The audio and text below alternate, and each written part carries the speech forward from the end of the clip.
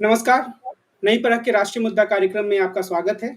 आज के कार्यक्रम में देश की राजनीति की नब्ज़ टटोलते हुए हमारे साथ बातचीत करने के लिए प्रोफ़ेसर अभय कुमार दुबे हैं। अभय सर नमस्कार।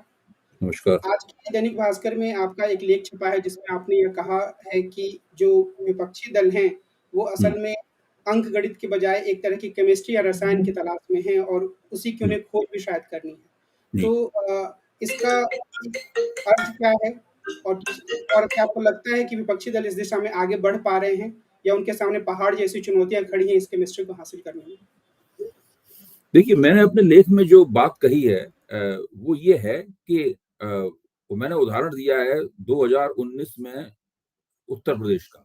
उत्तर प्रदेश में समाजवादी पार्टी और बहुजन समाज पार्टी की सरकार ब बहुजन समाजवादी पार्टी और बहुजन समाज पार्टी के बीच में एक गठजोड़ था और वो गठजोड़ कागज़ पर इतना मजबूत लग रहा था, अगर आप मुसलमानों के, पिछड़ों के और दलितों के वोटों को आपस में जोड़ दें, तो ऐसा साफ लग रहा था कि भारतीय जनता पार्टी कम से कम 45 से 50 सीटें उत्तर प्रदेश में हार जाएगी। यहाँ तक कि भाजपा के प्रति हमदर्दी रखने वाले लोग भी ये मान रहे थे कि ऐसा हो सकता है। और लेकिन हुआ क्या? नतीजा ये निकला कि भाजपा ने पिछली बार की 2014 के मुकाबले कुछ सीटें कम जीती ज़रूर, लेकिन कुल मिलाकर भाजपा का चुनाव नतीजा उत्तर प्रदेश में बहुत अच्छा रहा और बहुजन समाज पार्टी ने कुछ सीटें 10 सीटें प्राप्त की, लेकिन समाजवादी पार्टी कुछ खास नहीं कर पाई। तो ये चुनाव नतीजा बताता है कि केवल जो चुनावी अंकगणित होता है, अगर उसको आप प्राप्त कर लें और लगने लगे कि हमारा समर्थन आधार और दूसरे का समर्थन आधार आपस में जुड़ जाएगा, तो मिलकर इतने वोट हो जाएंगे जो कि हमारे विपक्षी के वोट से ज्यादा हैं, तो केवल ये काफी नहीं होता है चुनाव जीतने के लिए। चुनाव जीतने के लिए आपको एक नैरेटिव चाहिए होता है, एक तरह का माहौल चाहिए होता है। आप वोटरों को एक तरह की कहानी सुनाएं, इससे वोटरों को ये एहसास हो कि अगर ये लोग चुनाव जीते तो ये सरकार बना सकते हैं केंद्र में। पहला एहसास तो ये हो। दूसरा एहसास ये हो कि केंद्र में सरकार बनाएंगे तो ये क्या-क्या करेंगे। जबकि नरेंद्र मोदी 2019 में ये सभी तरह के आश्वासन वोटरों को देते हुए दिख रहे थे। उनके पास एक कहानी थी, उनके पास एक नैरेटिव था। भारतीय जनता पार्टी के पास एक माहौल था, जो कि विपक्ष के पास नहीं था।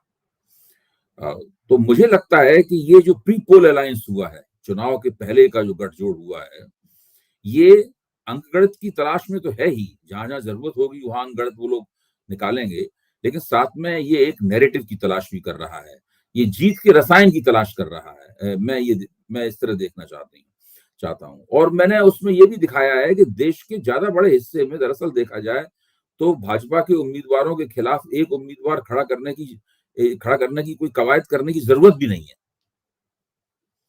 वहां पे बड़े आराम से भारतीय जनता पार्टी का मुकाबला किया जा सकता है, बशर्ते आपके पास देश की जनता को ये दिखाने के लिए होगा, आपका उम्मीदवार अगर जीतेगा तो उसके नेता और उसकी पार्टी या उसका गठजोड़ केंद्र में बनाएगा, सरकार बनाएगा, शासन चलाएगा, और उसके पास एक कोई अ, साझा प्रोग्राम होगा कि हम अगर चुनाव जीत गए तो हम क्या क्या करेंगे।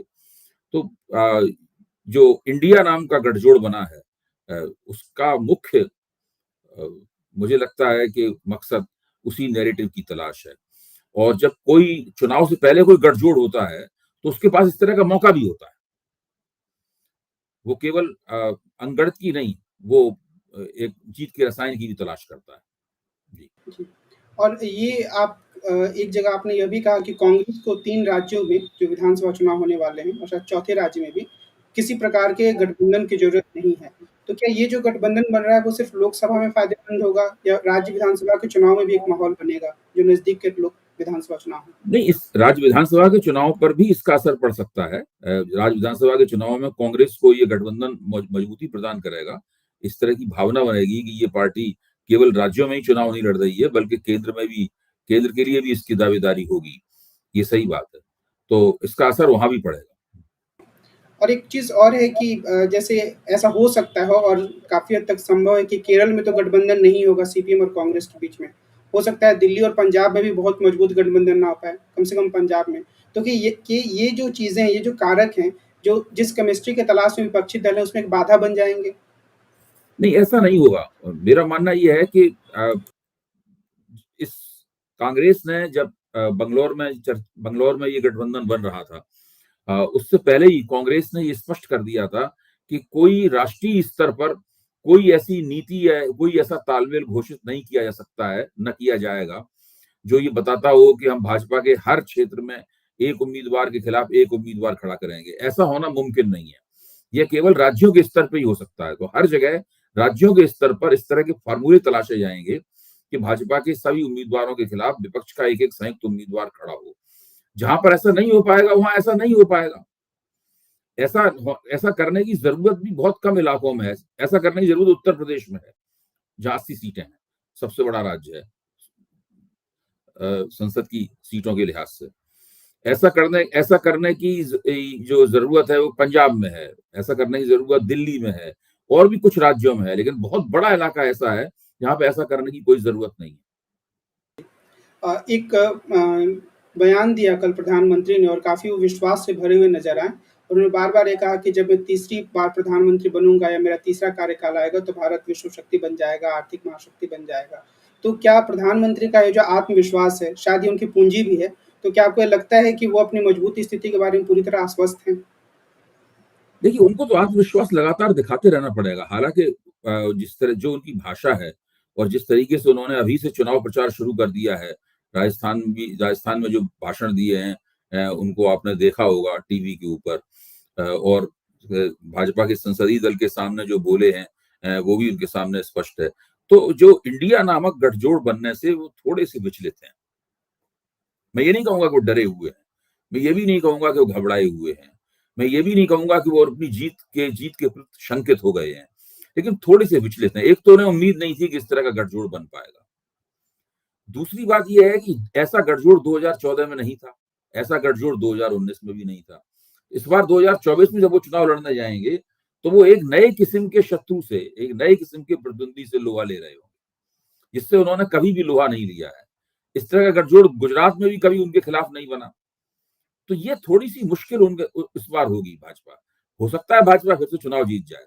मैं ये नहीं कह रहा हूँ भाजपा चुनाव हार जाएगी, लेकिन इस बार उन्हें 2019 और 2014 के मुकाबले मुश्किल होने वाली है। एक चीज़ जो नरेंद्र मोदी को सुनते हुए मुझे बार-बार लगती है कि वो आँकड़ों का काफ़ी ज़्यादा इस्तेमाल करते हैं। तो कल के भाषण में उन्होंने कहा कि 34 लाख करोड़ रुपए खर्च हुए इंफ्रास्ट्रक्चर पे। एक समय जब बिहार का चुनाव था 2015 में तो उन्होंने कहा था कि पता नहीं हम 90,000 करोड़ दे रहे हैं, फिर कुछ दिया नहीं। तो ये जो एक कवायद है और इसके अलावा बहुत सारे आंकड़े छिपाए जाने की प्रवृत्ति भी सामने आई है पिछले 8-9 सालों में। तो क्या ये एक तरीके से लोकतंत्र के एक विपरीत पक्ष की तरफ जाने की ओर इशारा करता है कि सरकार बहुत कुछ छिपा लेती है और बहुत सारे आंकड़ों का मायाजाल बुनती आंकड़ों है? के बारे में मेरा हमेशा कहना होता है कि झूठ 2 तरह के होते हैं। एक झूठ होता है और एक होता है सफेद झूठ, हैं? तो आंकड़े जो हैं वो अक्सर जिस तरह सच्चाई के तौर पे पेश किए जाते हैं, लेकिन वो काफ़ी उनमें सफेद झूठ शामिल होता है। भारत की अर्थव्यवस्था के बारे में सरकार जो भी कहती है, सबके ऊपर शंका की जानी चाहिए, सबके ऊपर सवालिया निशान लगा हुआ है। एक तरफ तो सरकार ये कहती है कि हम देश में 80 करोड़ लोगों को मुफ्त अनाज दे रहे हैं, ये सरकार खुद ही कहती है। तो जो सरकार देश में 80 करोड़ लोगों को मुफ्त अनाज दे रही है, उस देश की अर्थव्यवस्था 5वें नंबर की सबसे बड़ी हो गई है, तीसरे नंबर की सबसे बड़ी हो जाएगी, दूसरे नंबर की अर्थव्यवस्था हो जाएगी, हम विश्व की महान शक्ति हो जाएंगे। इस तरह की बातें जो है वो पता नहीं लोग उस पर कैसे विश्वास करेंगे। और जो लोग ये बातें कर रहे हैं, उन्हें कहीं ना कहीं लगता होगा, जैसे प्रधानमंत्री को लगता होगा कि भाई हमारी इन बातों पर विश्वास कर लेंगे। इसके पीछे थीसिस क्या है? इसके पीछे थीसिस ये है कि आप लगातार एक फील गुड नैरेटिव चलाते रहिए। आप लगातार एक ऐसा माहौल बनाते रहिए ताकि लोगों को अच्छा-अच्छा महसूस हो। लोगों को महसूस हो कि सब कुछ ठीक है इस देश में। देश लगातार प्रगति कर रहा है। व्यवस्था बिल्कुल ठीक है। थोड़ी बहुत दिक्कतें, परेशानियाँ हैं, वो दूर कर ली जाएँगी। समस्या कोई खास है नहीं। अगर लोगों को ये लगने लगेगा कि काफ़ी समस्या है और हमारी अर्थव्यवस्था पिछड़ रही है, तो लोग सरकार से नाराज़ हो जाएँगे और उनकी नाराज़गी और मुखर होने लगेगी। तो प्रधानमंत्री अपने प्रचार तंत्र के ज़रिए और अपने प्रति हमदर्दी रखने वाले मीडिया के ज़रिए एक फ़ील गुड नैरेटिव लगातार चलाते रहते हैं। वो माहौल, ये सारे की सारी बातें जो कर रहे हैं, वो उसी माहौल बंदी का हिस्सा हैं। मैं यही कह रहा हूँ कि विपक्ष को इसी फ़ील गुड नैरेटिव की काट करने के लिए अपना नैरेटिव पेश करना है। अगर विपक्ष इस फील गुड नैरेटिव की काट नहीं कर पाया, तो वो कितना भी भाजपा के उम्मीदवारों के खिलाफ एक उम्मीदवार खड़ा कर ले, उत्तर प्रदेश में खड़ा कर ले, पंजाब में खड़ा कर ले, दिल्ली में खड़ा कर ले, वो चुनाव नहीं जीत पाएगा। अगर भारतीय जनता पार्टी की सीटें कम करनी है, तो इस फील गुड नैरेटिव की काट ढूंढनी होगी, इसका मुकाबला करना होगा। मुझे लगता है कि विपक्ष अभी इस मसले में काफी पिछड़ा हुआ है। अभी तक उसने वो युक्तियां, वो तकनीक, वो उत्साह, वो तत्परता नहीं दिखाई है जो कि उसे दिखाना चाहिए। आपने पहले नई परख के कार्यक्रम में कहा था कि ऐसा भी हो सकता है कि एक युद्ध छोटा-सा पाकिस्तान के साथ हो जाए और जिसे पाकिस्तान आज़ाद कश्मीर कहता है और जो असल में पाकिस्तान ऑक्युपाइड कश्मीर है, उसमें भारतीय सेना चली जाए।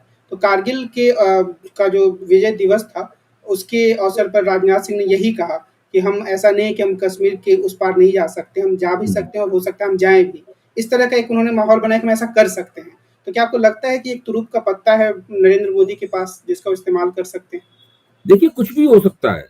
मैं आप मैंने जो कहा था वो मुझे याद है और आप उस बात को दोबारा कह रहे हैं। कभी भी ऐसा कुछ हो सकता है जिससे ये लगे इससे नरेंद्र मोदी को देश की जनता के सामने ये पेश करने में सुविधा हो कि इस देश की अस्मिता के रक्षक वही हैं, इस देश की सीमाओं की सुरक्षा केवल वही कर सकते हैं, इस देश का मान-सम्मान ऊँचा करने की ज़िम्मेदारी उनकी है और उस ज़िम्मेदारी को वो ठीक से निभा रहे हैं। क्योंकि यही तो उनका असल में वो दावा है, जिस दावे के आधार पे वो विपक्ष को बताएँगे कि ये इस योग्य नहीं है कि इनको इनको सरकार में आने के लिए वोट दिया जाए। देखिए, भाजपा को ये बात पता है कि पिछले दोनों चुनावों में उनका जो वोट है वो 40% तक नहीं पहुँचा। पहले चुनाव में तो उनका वोट 31% के आस-पास रह गया था। दूसरे चुनाव में उनका वोट 38% के आस-पास रहा, यानी पहले चुनाव से उनके वोट बढ़े ज़रूर थे। लेकिन फिर भी वो उस सीमा तक नहीं पहुँचे, इस सीमा तक जब कांग्रेस बहुमत की पार्टी बन के उभरती थी, तो कांग्रेस के वोट पहुँचते थे। कांग्रेस के वोट तो 45% तक पहुँचते थे या उससे भी ज़्यादा जाते थे। तो ये इन लोगों को पता है, ज़रा-सा पैर फिसला कि इनके वोट 30% या उससे नीचे आ जाएँगे। किसी भी एक क्षेत्र में अगर गड़बड़ी हुई, दूसरे उन्हें ये भी पता है कि जो कुछ उनकी जीत होती है, वो उनके प्रभाव क्षेत्र, उनके कैचमेंट एरिया के अंदर जीत होती है। नए क्षेत्रों का उन्होंने विकास किया है, तो वो क्या किया है नए क्षेत्रों का विकास? नए क्षेत्रों का विकास किया है उत्तर-पूर्व, वहाँ केवल 25 सीटें हैं और वहाँ भी मणिपुर की घटना के बाद से ये नहीं कह सकते कि भाजपा अपना पुराना प्रदर्शन बहुत आसानी के साथ दोहरा देगी। फिर भी मैं मानता हूँ कि भारतीय जनता पार्टी ने अपनी चुनावी पेशबंदी काफ़ी पहले शुरू कर दी है। बिहार में जिस तरह उसने अपनी ज़मीन खोई थी, अब नीतीश कुमार अलग हुए थे, उसमें कुछ न कुछ रिकवरी करने की वो कोशिश कर रहे हैं। महाराष्ट्र में जब उद्धव ठाकरे ने उनको ठेंगा दिखाकर एनसीपी और कांग्रेस के साथ सरकार बना ली थी, वहाँ भी वो रिकवरी करने की कोशिश कर रहे हैं। उन्होंने वहाँ पार्टियाँ तोड़ी हैं, यहाँ उन्होंने महागठबंधन से उनके कई सहयोगी छीने हैं, वो दलितों, महादलितों और अति पिछड़ी जातियों के राजनीतिक प्रतिनिधियों को अपने में मिलाया है। तो भारतीय जनता पार्टी नियोजित रूप से उन प्रदेशों में, उन जगहों पर जहाँ पर वो चुनावी दृष्टि से कमज़ोर हो गई है, अपनी भरपाई करने की कोशिश कर रही है। अब इस सब के चुनावी परिणाम क्या निकलेंगे, ये तो आज भविष्यवाणी नहीं की जा सकती। लेकिन एक समीक्षक के तौर पर मुझे दिखाई पड़ता है कि भारतीय जनता पार्टी केवल इस बात पे हाथ रख के नहीं बैठी है कि मोदी के नाम और मोदी के व्यक्तित्व के करिश्मे से हम चुनाव जीत जाएँगे। वो एक लगातार प्रयास करते रहने वाली पार्टी है और वो तरह-तरह की नई-नई युक्तियाँ, तकनीकें अपनाती है। उसके पास कई तरह की पॉलिटिकल टेक्नोलॉजीज़ हैं, जिनका वो इस्तेमाल करती है और जो हमें वो करते हुए दिख रही है। ये पहली बार है कि विपक्ष ने भी चुनाव आने के बहुत पहले 8-9 महीने पहले ही अपनी पेशबंदी शुरू कर दी है। विपक्ष के पास भी पूरा समय है अपना माहौल बनाने का। विपक्ष के पास भी पूरा समय है अपनी रणनीतियाँ बनाने का, हर प्रदेश के स्तर पर रणनीतियाँ बनाने का। और मैं आपको बताऊँ तेलंगाना के चुनाव के बाद और मध्य प्रदेश, छत्तीसगढ़ और राजस्थान के चुनावों के बाद में आप देखेंगे कि विपक्ष का ये जो मोर्चा है, इसको इंडिया कहा जाता है, इसका आकार-प्रकार थोड़ा और बढ़ गया है और उसमें नई ताकतें भी उसके अंदर शामिल हो गई हैं। ऐसा मुझे लगता है। यानी भाजपा को अपनी तमाम शक्ति और विस्तार और प्रभाव और संसाधनों और राष्ट्रीय स्वयंसेवक संघ के जीवनदानी स्वयंसेवकों के समर्थन के बावजूद भी भाजपा को 2024 के चुनाव में बहुत कड़ी चुनौती का सामना करना पड़ सकता है। एक आखिरी सवाल मणिपुर से ही जुड़ा हुआ है कि मणिपुर में जो एक विभत्स घटना हुई, उसके बाद भारतीय जनता पार्टी के प्रवक्ता और संसद में तो उसकी मंत्री जो स्मृति ईरानी उन्होंने भी इस बात पर जोर दिया कि आप राजस्थान को नहीं देखते हैं, आप जो गैर भाजपा राज्य उनको नहीं देखते हैं, सिर्फ मणिपुर की बात क्यों करना चाहते हैं? तो क्या आपको ये लगता है कि यह तर्क देने की सही विधि है कि अगर मणिपुर का मसला है तो उसके सामने कोई और मसला खड़ा कर दिया जाए? देखिए, ये एक पॉलिटिकल स्पिन है, जो कि भारतीय जनता पार्टी द्वारा दी जा रही है और उसका हमदर्द मीडिया, इसको हम लोग व्यंग्य से कभी-कभी गोदी मीडिया कहते हैं, वो भी इसके अंदर अपनी भूमिका निभा रहा है। देखिए, सब लोग जानते हैं, इसको ज़रा भी बुद्धि है, इसकी आँखें ज़रा भी खुली हुई हैं, वो लोग ये जानते हैं कि महिलाओं के ऊपर देश में जगह-जगह कौनों से अत्याचार की, उनके साथ बदसलूकी की, ये सब खबरें आती रहती हैं, जिनका विरोध किया जाना चाहिए। एक संकल्प किया जाना चाहिए कि महिलाओं के खिलाफ इस तरह के अत्याचार नहीं होंगे, कानून को और मजबूत बनाया जाना चाहिए। ये हर प्रदेश की सरकारों का कर्तव्य है कि वो ऐसा करें। लेकिन मणिपुर को छोड़कर और उत्तर-पूर्व को छोड़कर देश के किसी भी इलाके में जातीय हिंसा नहीं हो रही है, एथनिक वायलेंस नहीं हो रही है। राजस्थान में जो हुआ है, मैं उसमें नहीं जा रहा हूँ कि वो कितना हुआ, क्या हुआ। राजस्थान की जो घटना है या छत्तीसगढ़ की जो घटना है या और कहीं भी बिहार में कुछ हुआ है, ऐसी कोई घटना है, तो वो वहाँ की जातीय हिंसा हिंसा का परिणाम नहीं है। मणिपुर में जो हो रहा है, वो स्त्रियों को नंगा करके घुमाने घुमाने की पृष्ठभूमि उसकी बिल्कुल अलग तरह की पृष्ठभूमि है। वहाँ पर एक पूरा समुदाय दूसरे समुदाय के ऊपर अत्याचार कर रहा है और अगर नहीं कर रहा है, तो उस तरह के तथ्य सरकार द्वारा निकाल कर सामने लाए जाने चाहिए। सरकार से उम्मीद की जाती है कि वो संसद के अंदर अभी तक तो सरकार के वक्तव्य आ जाना चाहिए थे। वो लगातार बड़ी बहस से भाग रही है, छोटी बहस पे आग्रह कर रही है। वो कह रही है कि केवल गृह मंत्री अपनी बात रखेंगे, प्रधानमंत्री इसके ऊपर अपनी बात नहीं रखेंगे। अब अविश्वास प्रस्ताव जब आएगा, तब फिर सारी बातें खुल के सामने आएँगी, प्रधानमंत्री को भी उसमें बोलना पड़ेगा। तो आज की बातचीत को हम यहीं विराम देते हैं और हम जब अगले अंक में मिलेंगे तो देश और देश की राजनीति के अन्य मुद्दों पर आपसे बातचीत करेंगे। अभी सर आपका बहुत-बहुत धन्यवाद। जी। नमस्कार।